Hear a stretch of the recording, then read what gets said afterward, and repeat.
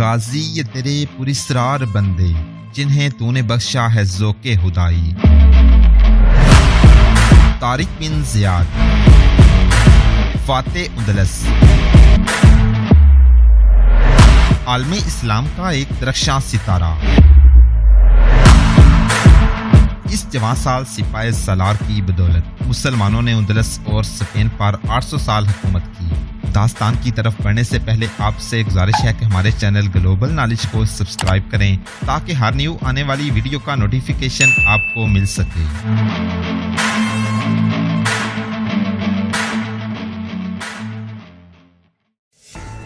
موسیٰ بن نصیر قید خانے میں گل سڑ رہا تھا، ادھر اس کا بیٹا عبدالعزیز امیر اندلس اس ملک کے لوگوں کی کایا پلٹ رہا تھا۔ عبدالعزیز زاہد و پارسا تھا، اسلام کا رسول اللہ صلی اللہ علیہ وسلم کا شدائی تھا۔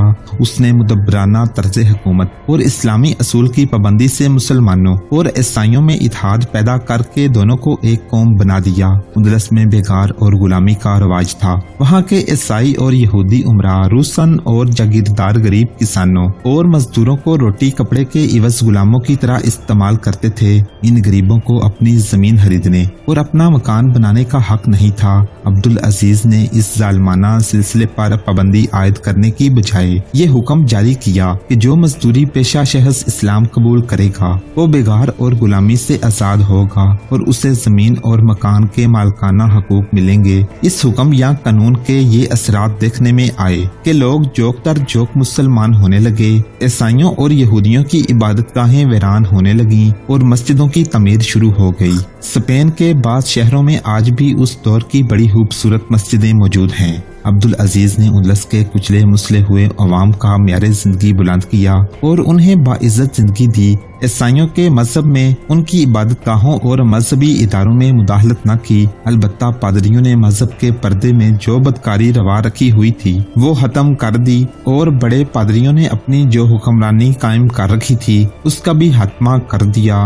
عبدالعزیز اندلس کا پہلا امیر یعنی حکمران تھا۔ مسلسل جنگ و جدل کی وجہ سے ملک میں انتشار، نظمی اور عدم اعتماد کی کیفیت طاری تھی، لوگ گھروں سے ادھر ادھر بھاگ گئے تھے۔ عبدالعزیز نے ایسی فضا پیدا کر دی کہ بھاگے ہوئے لوگ واپس آ گئے۔ عبدالعزیز نے جاگیرداروں اور نوابوں کی بے تاج بادشاہی کا بھی خاتمہ کر دیا اور عوام کو تعظیم و تکریم دی۔ صنعت و تجارت کو ایسا فروغ دیا کہ وہ لوگ جو بادشاہوں کے زمانے میں نیم فاقہ کش رہتے تھے خوشحال ہو گئے۔ عبدالعزیز عالم اور فاضل تھا، اس نے تبلیغ سے نہیں بلکہ اعمال اور کردار سے اسلام کو مقبول عام کیا۔ لوگ اسلام قبول کرنے میں فخر محسوس کرنے لگے۔ فجر کی نماز اور جمعہ کی نماز کی امامت وہ خود کروایا کرتا تھا، لیکن اس کی عیسائی بیوی اجی لونا اس کی بہت بڑی کمزوری بن گئی۔ عبدالعزیز جیسا جابر، جری اور عالم فاضل اجی لونا کے سامنے جاتا تو وہ کمزور سا انسان بن کے رہ جاتا تھا۔ عیسائی ہونے کی وجہ سے وہ بے پردہ گھومتی پھرتی اور ماتحتوں پر حکم چلاتی تھی۔ اس کی درینہ خواہش یہ تھی کہ وہ ملکہ بنے اور وہ ملکہ بن گئی تھی۔ اس نے ملکہ والے طور طریقے اختیار کر لیے تھے۔ عبدالعزیز کی کمزوری یہ تھی کہ اس کے دل میں اجی لونا کی بے پناہ محبت تھی۔ اجی لونا اپنی زبان کے جادو سے دلکش اور جذباتی ناز و انداز سے عبدالعزیز پر غالب آ جاتی تھی۔ عبدالعزیز سیدھا سادہ مسلمان تھا، وہ بادشاہ نہیں بننا چاہتا تھا، لیکن اجی لونا نے ایسا طریقہ اختیار کیا کہ عبدالعزیز کو بادشاہوں جیسی حیثیت دے دی۔ وہ اس طرح کہ عبدالعزیز سے کوئی ملنے آتا تو اجی لونا خادم سے کہلا بیچتی کہ امیر اس وقت نہیں مل سکتے، فلاں وقت آؤ۔ اگر سالاروں یا انتظامیہ کے اعلیٰ حکموں میں سے کوئی آ جاتا تو خود انہیں ملتی اور بات چیت کرتی تھی۔ انہوں نے بعض عسکری یا شہری مسائل کے متعلق بات کر کے امیر کا فیصلہ لینا ہوتا تھا۔ اکثر اوقات اجی لونا خود فیصلہ دے دیتی تھی۔ مسلمانوں میں یہ طریقہ معیوب سمجھا جاتا تھا۔ خامد کی موجودگی میں بیوی کو اختیار حاصل نہیں تھا کہ امور مملکت میں دخل اندازی کرتی اور فیصلے دیتی۔ مسلمانوں کا دستور تو یہ تھا کہ کسی بھی اعلیٰ حاکم کو، سپہ سالار کو، یہاں تک کہ امیر المومنین کو بھی کسی بھی وقت کوئی بھی شخص ضروری بات یا پیغام کے لیے مل سکتا تھا، آدھی رات کو انہیں جگایا جا سکتا تھا۔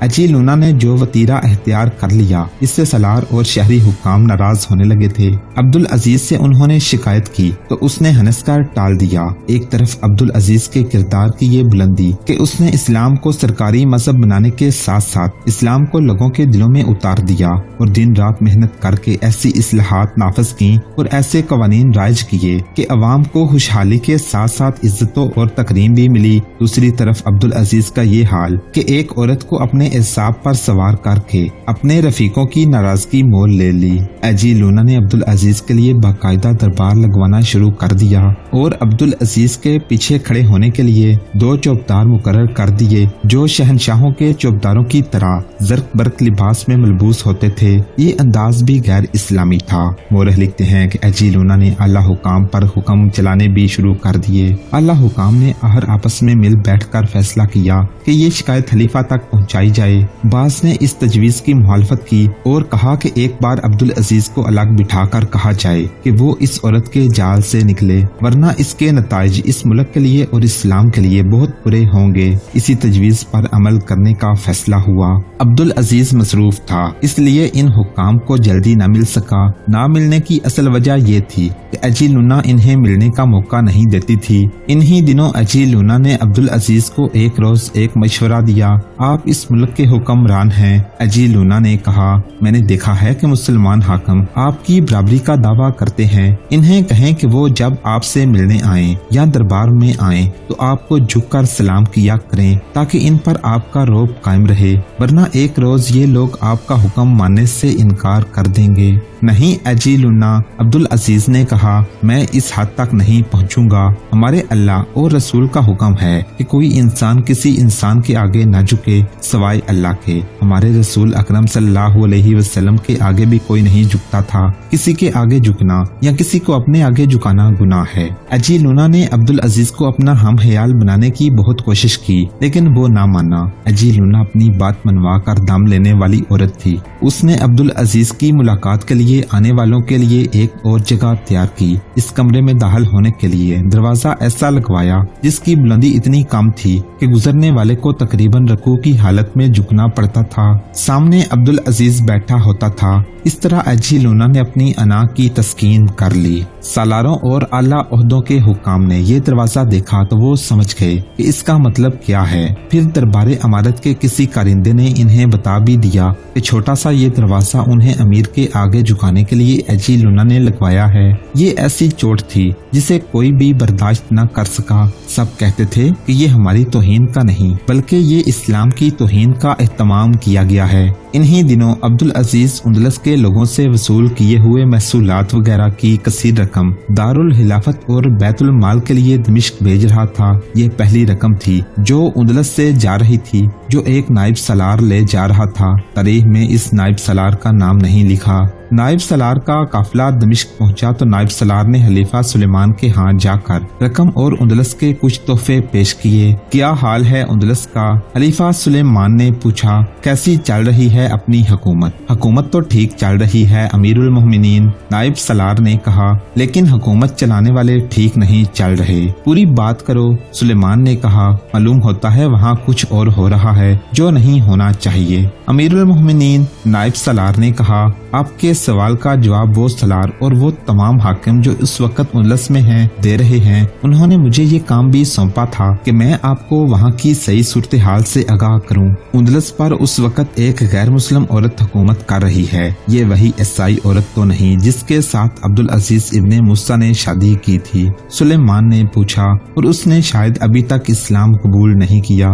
وہی امیر المومنین، نائب سالار نے جواب دیا، اس کا نام اجی لونا ہے۔ امیر عبدالعزیز نے اسے ملکہ بنا رکھا ہے۔ وہ بڑے سے بڑے حاکم کو بھی امیر اندلس سے نہیں ملنے دیتی۔ وہاں بادشاہوں جیسا دربار لگتا ہے اور حکم اجی لونا کا چلتا ہے۔ نائب سالار نے اجی لونا کی تمام باتیں سنائی، چھوٹے دروازے کا بھی تفصیلی ذکر کیا اور بتایا کہ کوئی ایک بھی حاکم خوش نہیں، خوش نہ ہوتا تو کوئی بڑی بات نہیں۔ نائب سالار نے کہا، وہاں کے فوجی اور شہری حاکم امیر اندلس کے خلاف بغاوت بھی کر سکتے ہیں۔ وہ ناراض ہیں اور غصے میں ہیں۔ خلیفہ سلیمان نے مزید मजीद कुछ न सुना। वो गुस्से से चिंगारने लगा। उसे मूसा बिन उसैर के खानदान के किसी भी फर्द के खिलाफ बहाने की जरूरत थी। उसे मूसा के खिलाफ ये शिकायत भी थी कि उसने अपने बेटे को उंदलस का अमीर मुकर्रर कर दिया था। वो अपनी पसंद के किसी आदमी को ये रुतबा देना चाहता था। तुम वापस चले जाओ, सुलेमान ने नायब सलार से कहा। सबसे कहना कि मैं उनकी ये शिकायत रफा कर दूंगा।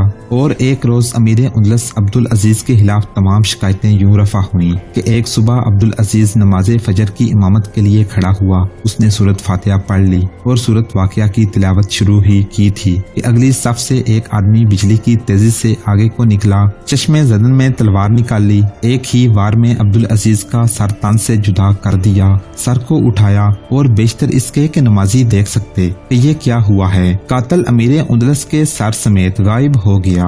20-25 रोज बाद अब्दुल अजीज का सर एक चरमी थैले में, जिस पर मुहम्मल का थैला चढ़ा हुआ था, दमिश्क सुलेमान के पास पहुंच गया। अमीर उंदलस का सर कैदखाने में ले जाओ, सुलेमान ने हुक्म दिया, और ये उसके बाप के सामने रख दो। हुक्म की तामील की गई। अब्दुल अजीज का सर कैदखाने में मूसा के आगे रख दिया गया। मूसा जो पहले ही एजार सानी, सदमे और जिल्लत से नरक की हालत को पहुंच चुका था, बेटे का सर देख कर गशी में चला गया। होश में आया तो सर वहाँ नहीं था।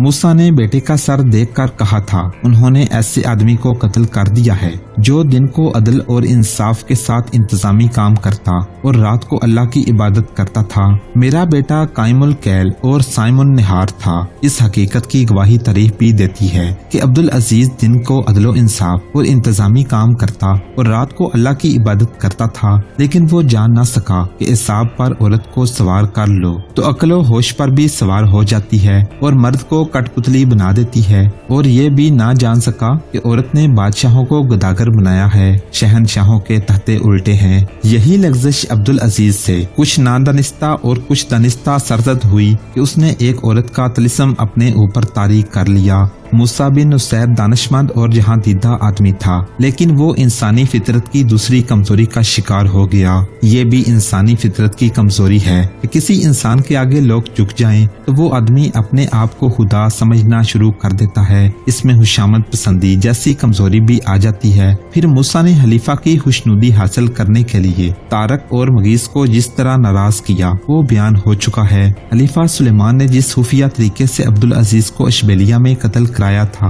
वो इस दास्तान के पहले बाब में तफसील से बयान हो चुका है। ये था अंजाम उंदलस के फातहीन का। मूसा बिन उसैर अपने बेटे का कटा हुआ सर देखकर चंद दिन ही और जिंदा रह सका। इसकी वफात 716 हिजरी के वस्त में हुई थी। इसके एक साल बाद सुलेमान भी फौत हो गया। जूलियन पहले की तरह सियुस्ता का हुक्मरान रहा। उसने इस्लाम कबूल कर लिया था। 10वीं सदी ईस्वी में फिका और शरीयत का एक बहुत बड़ा आलम अबू सुलेमान अयूब के नाम से हो गुजरा है। वो जूलियन की तीसरी पुश्त में से था। यहाँ सवाल ये पैदा होता है, क्या वो मेज जिसकी मलकियत का दावा मूसा ने किया था वाकई हजरत सुलेमान अलैहिस्सलाम की थी, और क्या ईसाइयों की ये रवायत सही थी कि जो कोई इस मलकियत का दावा करेगा वो तबाहो बर्बाद हो जाएगा। मूसा ने खलीफा वलीद से कहा था कि ये मेज उसने हासिल की और ये उसी की है जो वो तोहफे के तौर पर लाया है। तारक बिन ज़ियाद ने ऐसा दावा नहीं किया था। एक यहूदी साहर ने कहा था कि उंदलस की जमीन खून मांगती है और खून ही मांगती रहेगी। उसका ये कहना भी दुरुस्त साबित हुआ। मूसा और उसका बेटा कत्ल हुए। मगीसुर रूमी कत्ल हुआ। इसके बाद मुसलमानों की उंदलस की 800 साल तारीख में यही कुछ होता रहा कि कत्ल के जरिए अमीराने उंदलस के तोहफे उल्टे जाते रहे और आपस की चपकलश और खून रेजी का सिलसिला जारी रहा, जिसके नतीजे में एक रोज उंदलस सल्तनत इस्लामिया से निकल गया। हकीमुल उम्मत अल्लामा इकबाल ने फरमाया था, हस्पानिया तू खूने मुसलमान का अमी है, हस्पानिया तू खूने मुसलमान का अमी है। माद हरम पाक है तू मेरी नजर में, पोशीदा तेरी हाक में सजदों के निशान हैं, खामोश अजाने हैं तेरी बादे सहर में। रोशन थी सितारों की तरह इनकी सुनाने, हैमे थे कभी जिनके तेरे कोहो कमर में। फिर तेरे हसीनों को जरूरत है हिना की, फिर तेरे हसीनों को जरूरत है हिना की। बाकी है अभी रंग मेरे होने जिगर में, क्यों कर हंसो हशाक से दब जाए मुसलमान। माना वो तबो ताब नहीं उसके शरर में, देखा भी दिखाया भी सुनाया भी सुना भी, देखा भी दिखाया भी सुना भी सुनाया भी। है दिल की तसल्ली न नजर में न हबर में।